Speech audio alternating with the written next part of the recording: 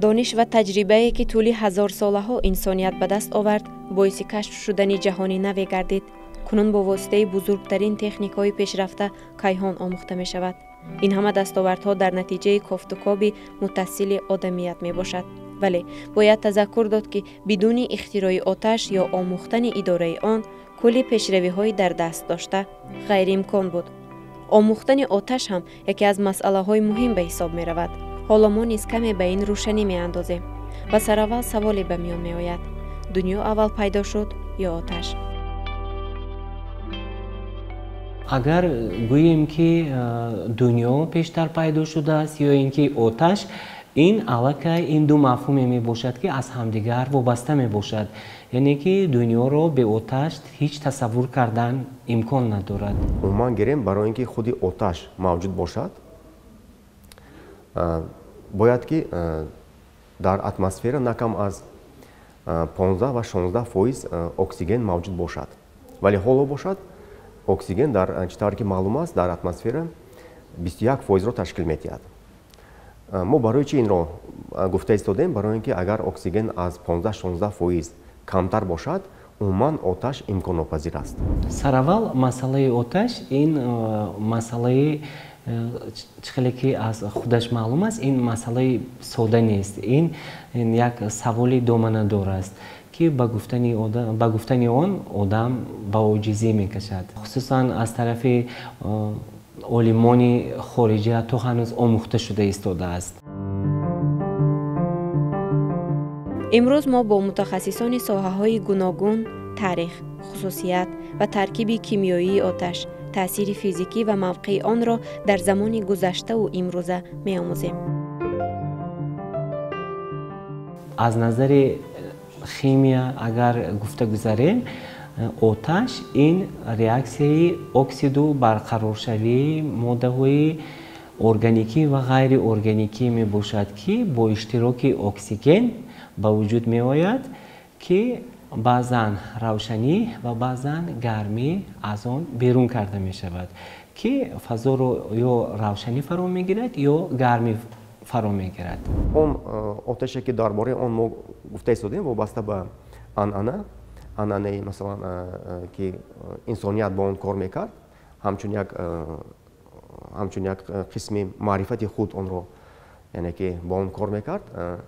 این آتش این یعنی که گلخن‌ها مثلا میگوییم اینها ریاکسیون شیمیایی میباشند، اینها ریاکسیون استواری زنجیروی میباشند که اکسیدشوی اینتنسیوی رو میفهمونند.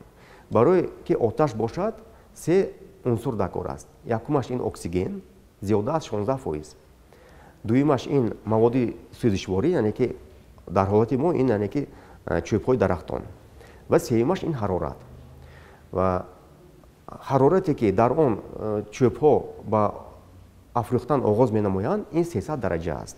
300 درجه است و خود حرارت علنگه باشد 500-800 درجه می باشد. اگر مثال بیاریم این سوختن متال ها همش آتش می باشد، لیکن خودی مگنی رو اگر مثال بیاریم هنگامی سوختن مگنی یک آتش حاصل می شود که ما آن را آتش گفتم می توانیم، لیکن و یک افکنشاتی هست که فضا رو روشن‌تر می گرداند.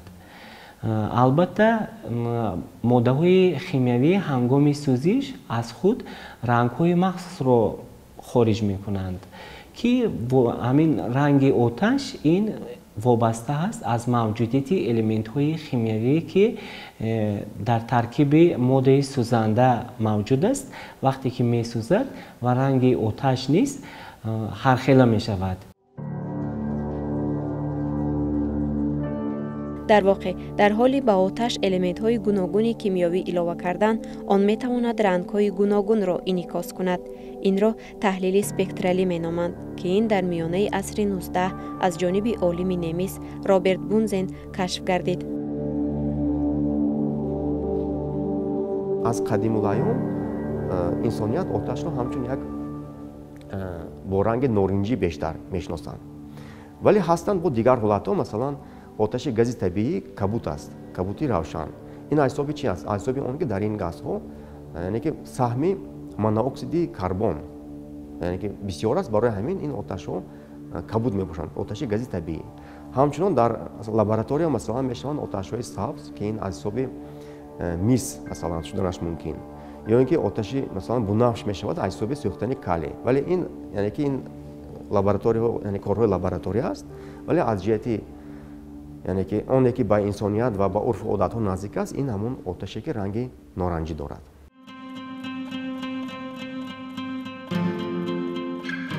پس از آموختن این خصوصیت آتش با سوال پیدا می شود.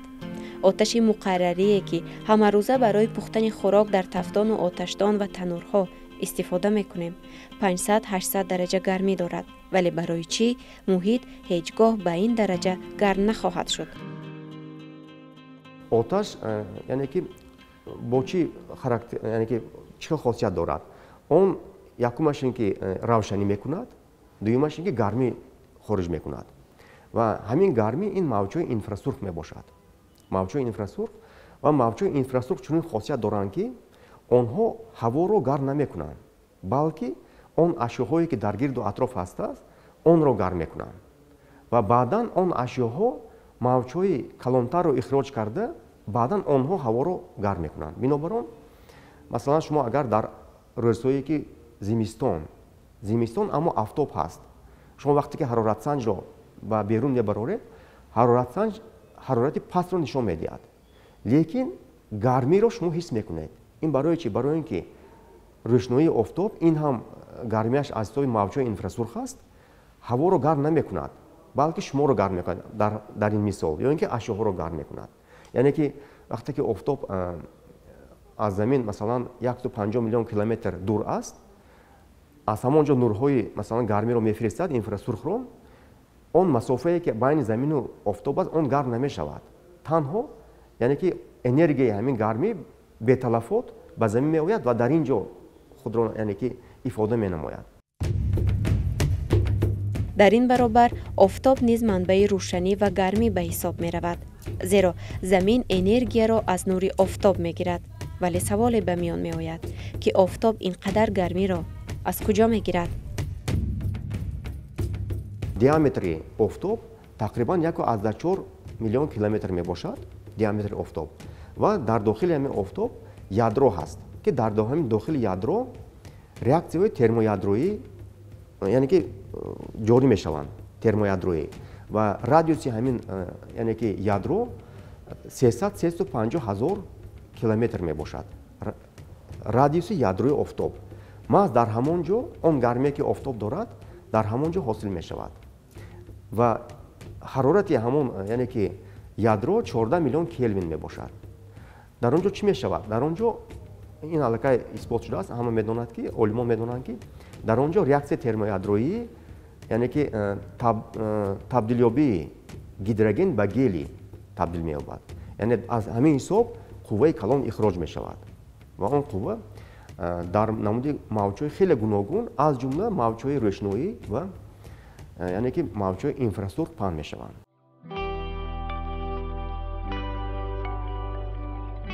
اصلا آتش از موجهای انفراسرخ عبارت است ولی اگر این موجها را چقورتر آموزیم معلوم می گردد که آن به 3 گروه جدا می شوند.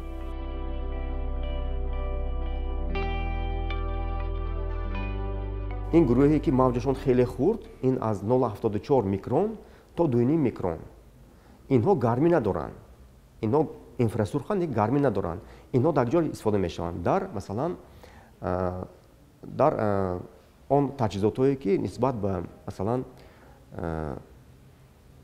در مسافه اداره کرده میشه مثلا آن را پولت میگویند یعنی اداره کردن تجهیزات با موجهای انفراسرخ و گرمی باشد در گروه دوم این موجها با وجود میآید این موجهایی که درازیشون از 2.5 میکرون تا مثلا 5 میکرون است ما در همین فاصله موجهای انفراسرخی هستند که گرمی یعنی که گرمی از روی همین موجها در همین موجها موجود است و معلوم شده است که علاقه اگر ما گوییم که مثلا موجهای انفراسرخ یعنی که اخراج میشوند خو از گلخن گوییم خو از آفتاب گوییم یا از این یا آن تفتان ها گوییم موجهای آنها درازی موجشون از 5 میکرون عادتا تا 20 میکرون می باشد و қисми асосияш дар ҳудуди 10-16 микрон қарор дорад. аз ҷониби дигар ҷисми инсон низ азбаски ҳарорати гарм дорад, одатан 36 дараҷа. ҷисми инсон низ мавҷҳои инфрасурх ихроҷ мекунад ва дарозии ҳамин мавҷҳое ки инсон ихроҷ мекунад ин 12 микрон аст ба ҳисоб меонад. яъне ки ба он гармие ки тафдону офтобу масалан дигар гулханҳо чӣ мекунанд, ихроҷ мекунанд, он барои инсон табиатан наздик аст. бинобар он инсон вақте ки дар назди гулхан аст, новобаста аз он ки ҳаво масалан сард аст ё ин қадар сард нест, ба ӯ ин яъне ки форам аст. зеро ки он гармие ки инсон ихроҷ мекунад, ҳамон гармиро ӯ мешиносад, яъне ҷисми инсон гармиро мешиносад. бо воситаи ҳамин оташ имрӯзҳо хонаҳо гарму рӯшан, хӯрок пухта, роҳ наздику ҳаёт дар маҷрои худ равон аст. вале бояд гуфт ки барои расидан ба ин натиҷа машаққат ва қувваи зиёд лозим аст.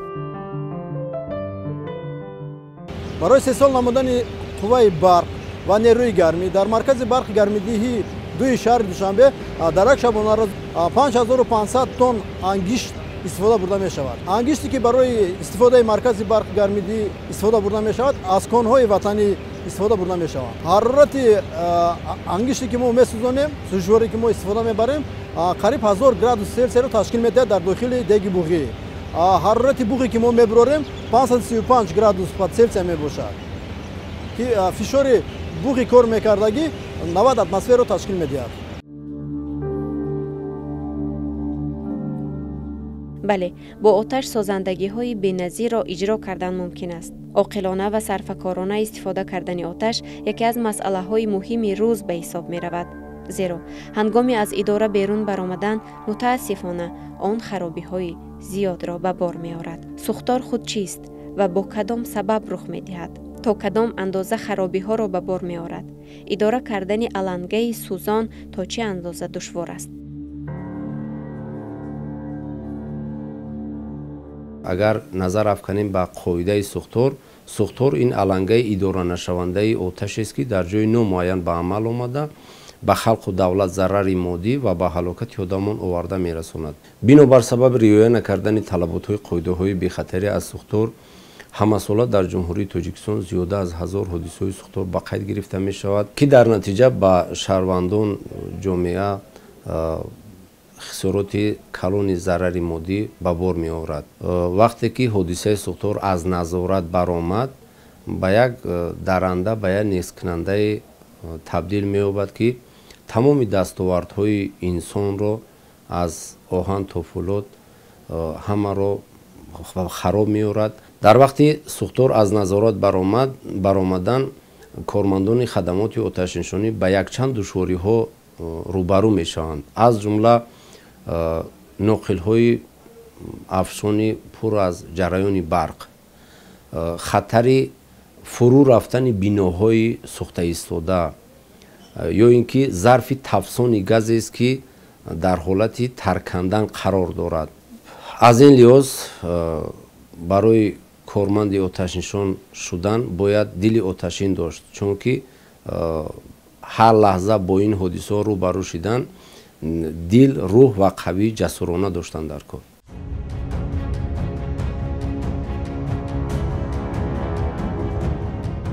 оташ ва алангаи он вобаста ба миҷоз ба инсон таъсири гуногун мерасонад. агар он ҳолати касеро ором кунад, ба нафаре метавонад таъсири манфӣ расонад. чӣ тавре ки омӯхтем, оташ хусусияти созандагиву сӯзандагиро дорост. вале равоншиносон мегӯянд ки инсон ҳам ҳамин гуна табиат дорад. одам ҳам метавонад оташин бошад. албатта оташ яке аз унсурҳои муҳими табиат ба шумор меравад. яъне дар табиат, дар хили табиати ки мо ҳастем, мо зиндагӣ дорем, оташ мавқеи худаша дорад ва мавқеи оташ бевосита ба шахсияти инсон, бевосита ба рӯҳияи инсон, бевосита ба ҳаёти инсон, яъне таъсири муайяни худашро мерасонад, чунки инсонам як ҷузъи табиат ба шумор меравад.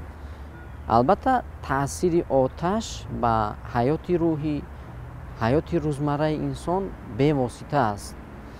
аммо оташ ба кадом инсон чӣ гуна таъсир мерасонад, ба кадом инсон таъсир намерасонад, ин аз ҳамун табиати психологии худи шахс низ вобастагӣ дорад. агар ҳамин оташро ба ҳаёти рӯҳии инсон яъне баргардонем, баъзе одамҳое ҳастанд ки ҳамун энергияи ботинии худро идора карда намедонанд, яъне қувваи ботинии худро идора карда наметавонанд. яъне ҳамин оташам як қувваи махсуси табиат аст ва дар инсонам ҳамин қувваи махсус вуҷуд дорад. яъне бисёр гарм аст. баъзе организмҳое ҳастанд ки бисёр яъне тез ҳастанд, бисёр гарм ҳастанд, шиддатнок ҳастанд, дарҳол масалан метарканд. яъне ҳамин хел организмҳо вуҷуд дорад. яъне бинед ки агар ҳамун қувваи ботинӣ идора карда нашавад, он метавонад ки ҳаёти инсонро нест кунад, ҳаёти нафарони дигарро нест кунад, метавонад яъне таъсир ба ҷамъият гузошта шавад. ва вақте ки ҳамин оташ, ҳамин энергия дар ботин идора карда мешавад, ҳамин оташ дар ботин, ҳамин энергия дар ботин ба танзим дароварда мешавад, баъдан инсон маънии зиндагиро мефаҳмад, яъне сафедро аз сиёҳ ҷудо мекунад, хубро аз бад ҷудо карда метавонад, дар лаҳзаҳои додашуда ба ҳамон вазъият дуруст мувофиқ муносибат карда метавонад. яъне ба монанди ҳаминам вақте ки инсоният қобилияти дарк кардан, қобилияти дигар кардани табиати худро яъне пайдо кард, баъдан дар ҷомеа ҳам ҳамун энергияҳои мувофиқро барои манфиати ҷамъият шуда, барои манфиати яъне зинда мондани организм ба таври мувофиқ яъне идора карданд.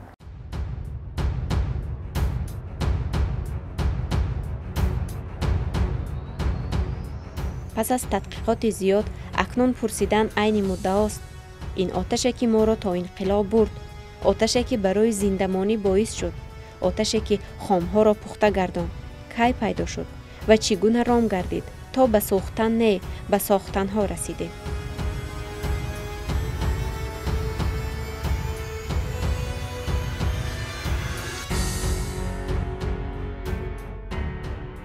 вақти сада фаро мерасад, ин замонест ки зимистон яъне сардӣ ва зулмот шикаста аст дигар. ва аз чӣ тариқ? аз тариқи ба миён омадани барафрӯхтани оташҳои бузург мардум хурсандиву шодмониву иттиҳоди худро нишон медиҳанд. ва ҳамин оташ низ дар тасаввури аҷдоди мо як неъмати худовандиест ки ба инсон умуман عطا شده است. حکیم فردوسی توسی این مطلب رو خیلی خوب در شاهنامه بیان می کند و نسبت می دهد پیدایش همین جشن را با هوشنگی گویا پادشاه پیشدادی، یعنی قبل از زردوشت. این جشن هزاران سال قبل از ظهور زردوشت تجلیل می شد. موافقی یعنی معلومات археолог ها خودی آتش یعنی که 700-800 ҳазор сол пеш дақиқан аллакай исбот ҳаст ки инсоният метавонист онро коркард намояд. ин аз куҷо хулоса шудааст? аз он яъне ки олатҳое ки онро бо оташ гарм карданд.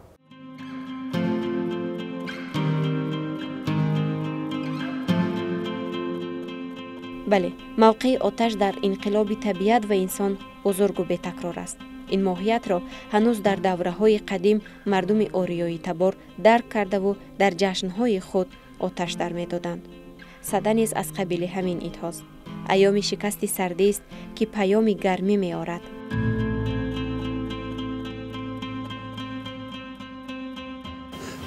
از زبان اوستایی و قبل از اوستایی در گویش‌های آریایی همین فروغ معنای همین صدا معنای فروغ را دارد. فروغ یعنی آغازی پیدایش آتش، یعنی زمستان شکسته است، کمر بدی و ظلمات شکسته است و انسانیت را سالهای ایام نورانی در پیش است. این از مفهوم مضمون و ماهیت جشن صده از دید اجداد ما و این در اشعار حکیم فردوسی، طوسی، حکیم نظامی، گنجانوی، شاعران غزنه، فرخی و عنصری و کسایی و اسجدی و اینا به طور فراوان استفاده می شود و هر وقتی که در مورد صده سخن می رانند این بزرگواران گویا که همیشه یک روحی بالدگی در شعرشان حکم فرماست و یعنی یأس و ناامیدی از میان رفته و امید و آرزو استواری به میان آمده و این خودش یعنی نشانی آن است که این جشن خود یعنی یک سمبولی است، یک نمادی است برای از میان بردن یأس و ناامیدی و در دل، در ضمیر و در جامعه پروریدن اطمینان، باوری و گویا که ابتکار. حالا که صده را همچون جشن فرح فرمای و نصرت بخش وصف کردیم و با شکوه و شهامت تجلیل می نماییم، این عید کهن را در آن زمان مردم چگونه با کدام حوصله و هوا قید می کردند؟ یک چیز دیگر است، وقتی که مردم در جشن صده آتش می افروزند سعی می کنند که آتش ها حد الامکان بزرگ باشند، آتش های بزرگ. در نوروز هم آتش ها هستند، زیادند، اما توجه به بزرگی اونها نیست. مردم تجمع می کنند، جمع می آیند، گرد هم می آیند و صرف نظر از منصوبیت گویا که اجتماعی، یعنی شاه و گدا، توانگر و گویا که فقیر، همه یک جا در جمع‌آوری هیزم برای این آتش شرکت می کنند. اینا را در جاهای می افروزند که در بلندی های و در بالای بام ها و در بلندی های کوهساران بر می افروزند. چرا عیناً بلندی علنگه آتش مهم بود؟ در آن زمان با چه طرز شعله آتش را سماگیر می کردند؟ این چی معنی داشت و چه امیدها را به بار می آورد؟ مهم بود که عموما شعله آتش صده خیلی گویا که آتش بزرگی باشد و از هیزم و چیزهای استفاده میکردن، بعضا روغن های مختلف نیز در آتش میانداختن، چون که هرچی یعنی از این طریق بالدگی روح قوم را نشان میدادن و عروج. همیشه هر چیزی که بلند است معنای عروج را دارد. هرچی بزرگتر آتش افروختن معنای گویا که اتحاد انسان بیشتر، تعداد بیشتر انسان ها را داشت و در یک زمان شروع می کردن در گویا که اقسام مختلف آریای نشین، تاجیک نشین.